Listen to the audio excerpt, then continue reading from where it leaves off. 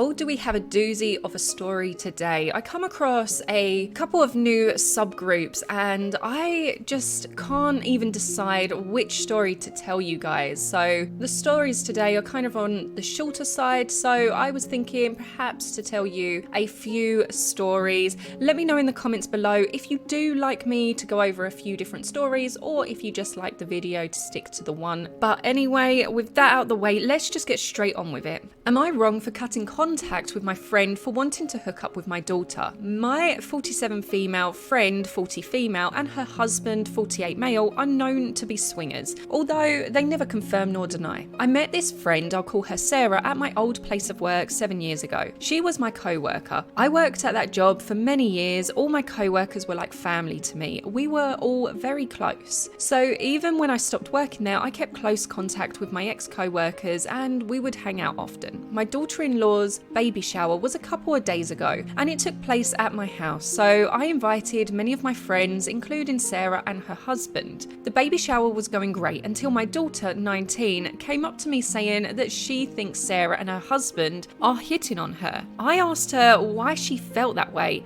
hoping it would be some sort of misunderstanding, but my daughter said that Sarah kept talking about my daughter and her boyfriend's 20, I'll call him Dan, looks, saying how attractive they were, complimenting their bodies and asking about their sex life. My daughter said her boyfriend looked visibly uncomfortable. Sarah then offered my daughter and her husband to come to her place with her husband when the party was over. My daughter just awkwardly laughed it off and then went to tell me what happened. While she was telling me, Sarah's husband, I'll call him Jay, was talking to Dan. The conversation started off about sports, then somehow became about sex. Jay asked Dan straight up if him and my daughter wanted to go back to his place and swap out ladies for a little bit. Dan immediately declined, to which Jay replied, "You're no fun," and kept trying to convince him. Dan walked away after that. I didn't want to start drama at the baby shower, so the next morning I confronted Sarah over the phone about what happened. She said, "I don't see what the problem is. They're both adults." That response made me livid, but I was trying with all my might to keep my cool. These were my issues. 1. Why would you try to plan a hookup at a baby shower? 2. Why would you hook up with your close friend's daughter and her partner? 3. Sarah and her husband have known my daughter since she was 12. Sarah refused to apologise and accused me of kink shaming. I said some not so nice things on the phone and I did threaten to beat her ass if she comes close to my daughter or her boyfriend again. I told her to never speak to me again and blocked her number. Some of our mutual friends said I overreacted because it's not like she was trying to force your daughter to have sex with her husband, and said they were just asking my daughter and her boyfriend if they were interested, so that makes it okay. I wonder how they would feel if she did that to their children. So am I wrong? The OP has also put a screenshot of an ex-co-worker trying to get me to resolve things. So let's just have a look at that. "Hey OP, I heard about everything that happened with Sarah and husband at your daughter-in-law's baby shower, and I'm sorry that your daughter felt uncomfortable, but I know Sarah and husband are not the kind of people to do that intentionally. Sarah has such a kind heart and I want to know how to resolve this because all this fighting is stressing out our friend group." And then Sarah also texted her, "OP, I thought that we were over all this petty drama, but clearly not. How dare you try to slander mine and my husband's names to our friends. No, we're not some sort of sick child lovers. Your daughter is an adult and you can't control her sex life. Your excuses for everything are BS. You know husband and I have disabilities. We're both autistic. So it makes it hard for us to read the room," or whatever you're telling people. "But I will lawyer up because I have a friend who is a lawyer and I will sue the hell out of your ass if you keep saying my husband and I are child lovers. I will apologise to daughter and BF for making them uncomfortable if I did, but never to you. You don't get anything from me. You and your husband are child lovers. You've known daughter since she was 12 years old, and then pull that crap. Sue me." I think it's a pretty crazy story, really, and totally inappropriate to bring that up at someone's baby shower. Yeah, OP's daughter is an adult, so whatever, she's not a child, so you can't really call them child lovers. But on the other hand, they're in their 40s. Her daughter and her boyfriend are 19, still teenagers. Very inappropriate, I think, and especially if you have known them since they were young kids. And the other thing is, don't blame being autistic for that. Even if you can't read a room, you still know right from wrong.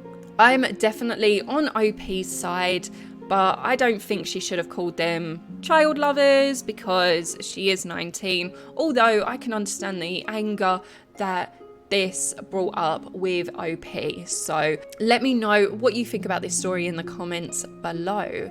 Am I wrong for not giving my sister my baby? I'm aware how insane this title is, but hear me out. It's me, female 28, my husband Lucas 39, and my younger half sister, dad's side, Leah 24. My husband and I met through work 5 years ago, but didn't date right away. We tied the knot by eloping 2 years ago, as I predicted Leah would cause wedding drama. Leah herself had a failed engagement 1 year ago. We gave her our condolences, but she said if I really cared, I would stop wearing my engagement ring around her, flaunting it. I obviously did not take it off. It's a vintage room that is an heirloom in Lucas's family. I'm now 5 months pregnant with a baby girl. She wasn't planned, but she's a very welcome surprise. Lucas is so excited to be a girl dad. It's very funny. Ever since I announced my pregnancy, it wasn't a fancy thing, just over dinner. Leah has been very snippy and standoffish with me. Fine, it didn't really affect me. We're not close. But then I noticed when we'd go to visit my dad or are at family gatherings, she's very touchy with Lucas. She giggles at every joke he makes. Doesn't really bother me. I'm secure in my marriage, and if anything, it makes her look silly. We had a blended family event with both mum and dad's side, and we were discussing baby names when Leah freaked out, screeching at me that she's the one who deserves a husband and a baby, not me. I never wanted marriage or kids. I was focused on getting a career, and stormed off. Later on, my dad and his wife said she shouldn't have shouted, but I was flaunting my marriage and pregnancy when I know she had a failed engagement and had always wanted a baby. I thought that was it, but yesterday, the three of them asked to talk, and they came over to ours and they legitimately asked if I would give Leah my baby. Like, they weren't joking, they said it seriously. They said she deserved it more than me, as she wouldn't neglect being a mother for a career. Lucas was stunned, but then promptly got them out of our house. I had Leah clinging to his arm, telling him she could be a good stay-at-home mum. My mum and her side of the family are furious. Leah's mum said it was malicious of me to tell my mum's family, and that I had really upset Leah when we eloped, so I had to make it up to her, and that my mum doesn't get a say. What the actual F? Edit, just to address some things, yes, unfortunately, this is real and it happens often. Look up the cases of Taylor Parker. This whole thing is really stressful. I'm immune compromised, so I'm really feeling run down and have to be careful. Lastly, Lucas is actually Swedish, so that is an option to those of you who have suggested moving. I must admit, that was my exact reaction. What the actual F? It does sound made up because unless the woman who is pregnant hinted or suggested that she was going to put the child up for adoption, when is that ever acceptable to ever tell someone that their child should be theirs? Even if that person is not going to parent the way you think they should parent. Women who have careers and don't go down the stay-at-home mum route 100% deserve to have a family. Obviously, I think this is a no-brainer. She is not in the wrong, and she should not apologise for getting married and being happy to this sour woman, Leah. I actually have a final story for you, which I come across, and honestly, I was like, surely this is fake. And then I read some of the comments, and now I'm not so sure it is fake. So let's just get on with the next story. Am I wrong for helping an imprisoned, convicted poacher? After I graduated with a zoology degree, I got a contract job working in various parts of sub-Saharan Africa in conservation, education, and anti-poaching efforts. It was pretty cool. Needless to say, justice is often seen quite differently than in the West, and poachers are quite disliked, and punishment can be rather severe and even bizarre. For those poachers who even survived the initial encounter with anti-poaching rangers, that is, some countries are massively dependent on wildlife tourism for their economy and see poaching as a huge economic threat. I was stationed at a particular reserve for a while, which doubled as a prison of sorts for a convicted lion poacher. He got a 5-year sentence, and part of his sentence was that he would spend the entirety of it in a cell surrounded by lions, separated only by bars. The lions were fine, by the way. These were often lions rescued from illegal pet trade or couldn't be released into the wild, and they had a lot more room to move around in than the poacher did, who was confined to a much smaller inner cell. I thought it was sort of amusing, ironic and fitting when I first heard that such punishments were used. I didn't think much of it until a few weeks later when I started to be tasked with cleaning out the cell and feeding the captive lions each day, and I had to go inside for the first time and saw just how miserable he was. He was only 3 weeks into his sentence, and it had clearly already broken him down. He begged me for just one night away from the lions, or at the very least a few minutes of fresh air. I know what he did was bad, but it felt really weird going in there and cleaning, providing food, water for a human cell, just the same as for the 5 lions. And I couldn't imagine 5 years in there. So I tried to alleviate his suffering a little bit. I snuck him some sweets some days. I got him a clean shirt. Obviously, it didn't do much. He really seemed desperate for time away from the lions, and I sort of know this was stupid, but he started to seem panicked and desperate, and I felt bad. So I started occasionally shifting him out of the cell at night to the adjacent passageway I used to feed him, where the lions can't get nearly as close, and then back into the cell in the morning. Needless to say, I eventually got caught, and my supervisors and teammates acted like I had betrayed them. I explained that I understand the seriousness of his crime, and he's obviously being punished, but he's going to go crazy in there, and that I was just providing minimal help. But they said it's very important for the sentence to be carried out as issued, and reprieve from the lions isn't part of it. I never risked him escaping or anything, but this turned out to be a bigger deal than I thought. I was immediately reassigned from any duties that involved the captive lions, and hence the cell with him in it. And this incident ultimately, probably, led me to losing my contract a few months later and being returned home. Other factors too, but I suspect this was the main one. Am I wrong?